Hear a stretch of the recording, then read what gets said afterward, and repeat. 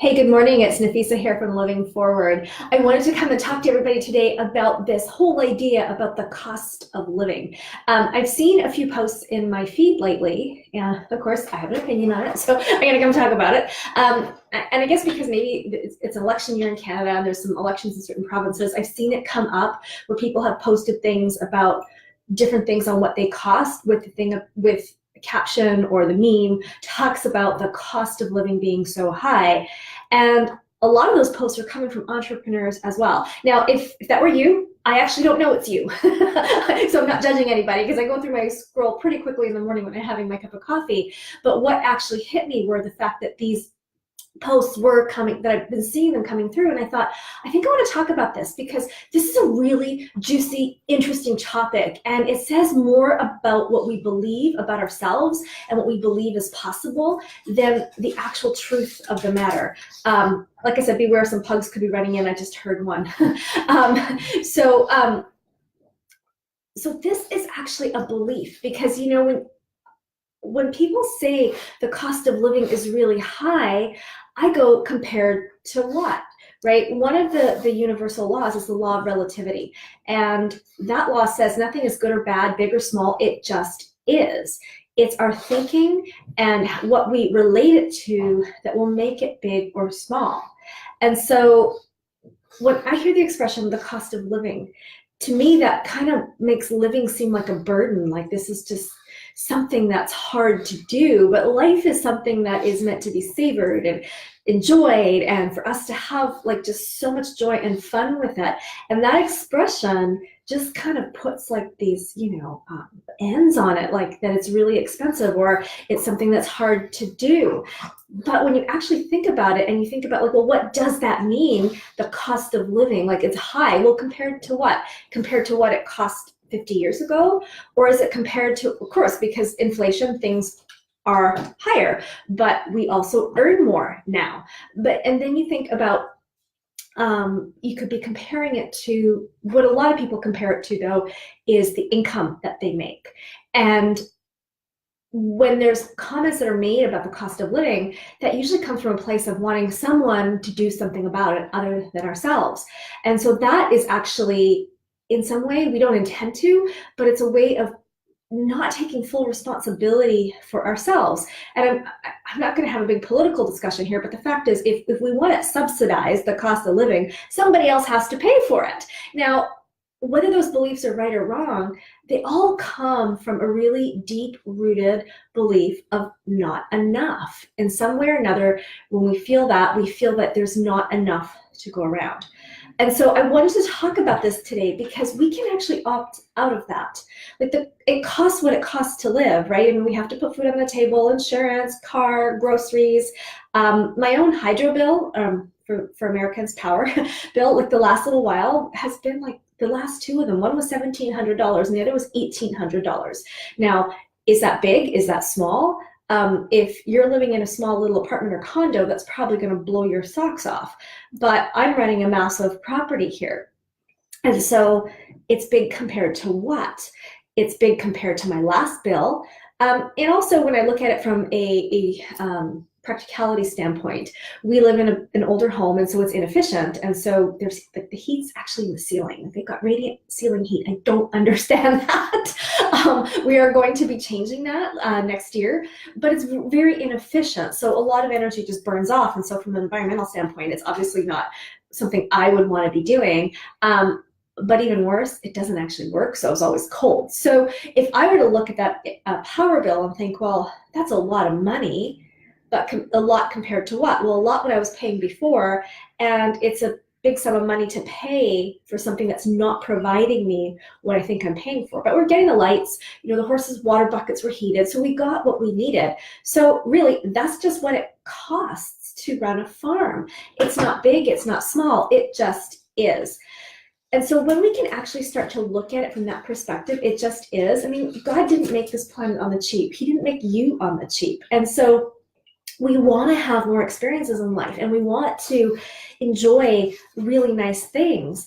But when we get into this mindset and we start thinking about the cost of living before we even get to all those other things we want to do besides our basics, it's coming from a scarcity place, and it's putting, it's a fear and putting a burden on living. Now, yeah, what is the cost of living? So let's just say your cost of living is, by the time you pay all your expenses, $10,000 a month. If you're making $100,000 a month, maybe that's not really that big after all. But if you're making like 11 or 12,000, it can seem really high because there's not enough left over. And if you're making, 7 or 8,000, then you've got a huge problem, and it feels like you can't make ends meet. And it comes back to this feeling of scarcity. But the fact is, you could have 4 people sitting there that all have the exact same cost of living, and they're all going to have different perspectives on it because it's relative to the amount of money they're making. So if we start to think about it from this perspective, we can start to think, well, what if there really is enough? Like, how do I opt out of this fear? Because here's another truth, right? How money shows up for us has everything to do with our deeply, I don't know what my dog's doing there, sorry. Murphy, leave her alone, thank you. It has everything to do with what we believe. And so if we believe that there's never enough, it won't actually matter whether you make 1,000, 2,000, 10,000, 100,000 a month. You'll always have not quite enough because that's your belief. If you believe in abundance and you always have more, as your income grows, you'll have more. And so having more money or having costs go down or whatever doesn't actually change how we live on a fundamental level. We have to get really clear on what's going on between our ears here and look at the subconscious beliefs that are running the show, and look at if we are applying the laws of success in our life and see how we can make that shift. Because I know that when I was making just a few $100s a month or a week, so long ago, I at one point, and you can read it on my website, on my About Me page, the month I made less money than my rent, I made a decision that day that that was never going to happen again. And so even when I was in my early 20s and I wasn't making very much money, I always had money left over so that the cost of living wasn't too high for me. It was a decision that I made. And of course, now as my expenses are bigger, that's still the same decision that I want to live with and have. And so that actually comes down to a decision because it's all relative, right? So how we can opt out of this is we can make a decision as entrepreneurs to think about, okay, how do I want to live? Like, what do I want? Like, and let's not just go with the basics. We want to start thinking about everything. Like, what are your desires? I mean, let's start with the basics, right? Because we need to do our math. Like, looking at numbers is really, really important. We can't just kind of wish for an abundance. We need to be specific for a couple of reasons. One, our subconscious mind does not understand what abundance means. It doesn't understand what the word more means, but it does understand I need or want $10,000 a month for this, and this, and I want to have a vacation in Paris, fly first class, and it's going to cost this. Our subconscious mind understands that. The universe understands that. It understands specifics. So we do need to know our numbers. We need to know what we require to live the life the way we want to live it, and just take out the whole cost of living. Like, I hate that expression. What is the life you want to live, and figure out what are the resources you need to do that. And as an entrepreneur, you can make that happen. See, when I see entrepreneurs talk about the cost of living, I kind of think, are you an employee or are you an entrepreneur? And it's not judgment, it's just really noticing where the mindset is. And if you find yourself saying that, then I think you found a really, really cool entry point, because I love it when I find something that triggers me, confronts me, makes me realize something, makes me uncomfortable, makes me mad, because then I know that, oh, I have found something that's actually holding me back. So let's dive in. So if you find yourself saying that, like, I just challenge you to think, okay, so why am I thinking this? Am I thinking there's not enough? Where is this belief coming from? Is this just something I hear all the time and so I've adopted it? Is this a story that I'm carrying from previous generations, my family, that's come down to me? Do I actually believe it at a conscious level? Because if you're saying it, you definitely believe it at a subconscious level. But more importantly, whose story is it? Is it really mine? What if I could opt out of this, right? What if I could choose to figure out how I want to live and then figure out how to make the money to make that happen? that's what freedom is. That is what personal freedom is. It's getting your thoughts clear, not being worried about all this stuff. I mean, no matter what's going on in the economy, no matter what's going on in the world around you, no matter what it, quote, costs for hydro and groceries and insurance, those are just what it is. And those vendors deserve to make profit just like you do. And so wanting them to subsidize or take a loss so that you as the purchaser can have more is kind of out of integrity a little bit, right? And that's nothing people are really thinking of at a conscious level, but subconsciously, that's actually what's going on. And that when we say, well, we need, the government has to do something or it costs too much to live, we're saying that we don't want other people to have the resources that we want to have ourselves. But if we were to look at it from a different perspective and go, okay, I can make more money. I know how to make money. I'm going to opt out of this system. I'm going to opt out of this middle class mindset of not enough. And I'm going to create what I want to create for myself. Then everything changes. And you can choose what your, quote, cost of living is. You can make it really big or you can make it really little. It really depends on what's important to you. For certain, my, quote, cost of living is a lot more now on this ranch than it was when I lived in a 700 square foot condo. Absolutely. However, I don't look at it as a cost of living. I look at it as I have grown, I have expanded my life. And with it, the need for money has grown, but more importantly, I've grown. And the more we grow, the more money we can create.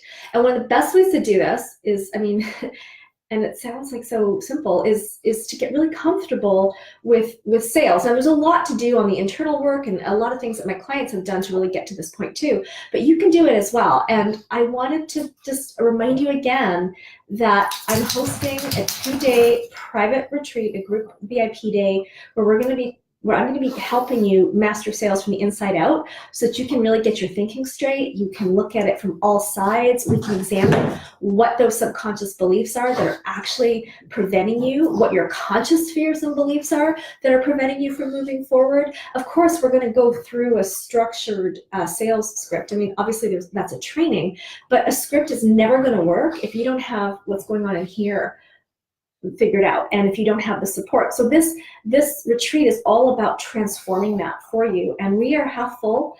I have some of my highest end clients that are going to be there, and I'd love to have you there as well. I'm going to drop the link in the comments, and so you can just go there. We are doing it, there's no buy now button at all, because I want to have a conversation to make sure it's a fit for you and a fit for me if you do come. But if this is calling to you, then really think about this, because if you can master this, now we're having a lot of retreats here at Living Forward in the next little while, all designed to help you really step into your power with money and transform a lot of those fears. And this is the first one where we're diving into that, and we're putting a very practical part on it, on the sales part, because that's the key to freedom. This is going to really help you. And when you know that you can sell anytime you want and create money in your life, that fear of the cost of living will be gone. Now, I'm not trying to be like cavalier or showing off or anything like that. We all have to get to our own level in our life, but this is a great growth opportunity. And when you can opt out of that fear so that it doesn't matter. And again, I'm not being cavalier, I'm not being wasteful. Like, I'm taking my power bill as an example. An $1,800 power bill is kind of ridiculous when I compare it to other, again, the law of relativity in comparison to other things. And when I actually look at what I'm paying for, where I'm literally burning money through the roof and it's going up in the sky, and I'm not being power efficient or environmentally efficient with that kind of heating system, it's worth looking at. And so sometimes when our bills are high, we can actually not look at necessarily the money going out, but look at what's causing that to see if there's something else that needs to be fixed. And so that's something we're definitely going to be looking at. But in the meantime, until we do put a new system in, I just accept that this is what it is, because I've chosen to live on this incredible property, and it is what it is. It's not big, it's not small, it's what it costs to run the property. So when you can have that freedom internally and you have that freedom from fear, it's amazing. And so I want to help you with that. If this retreat's calling to you, would love to have you there. Even if you just have a few questions, like, just get on the phone with me, because I'm really committed to having the right people in the room and making sure it's the right fit for you. And so it's a no pressure conversation. Yes, I'm going to be talking to you about a sales retreat, so likely it will be a sales call, but I believe that sales is in service to you. So if it's not the right thing for you, I'm going to tell you. And if it is, of course, I'm going to tell you as well. It's going to be a lot of fun. The people that are coming are amazing. It's international. We have people from Canada, United States, and I have some clients coming over from Europe as well. So it's going to be a lot of fun, and you'll actually get to meet an incredible community of entrepreneurs. Do you want to say hello? Come on up. So he wants to say hello to everybody. So I guess this is my cue to get back to my paperwork for today. Today's paperwork day. And yeah, if you have any questions, just drop a line or send me a direct message. And remember, you can opt out. You don't have to buy into the fear that it's expensive to live.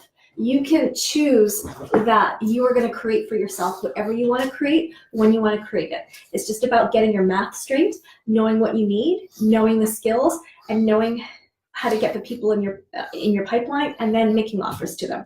All right, I'm going to sign off for now. Murphy, you want to say bye? Say bye. He says bye. All right, see you later. Nafissa Shireen from Living Forward.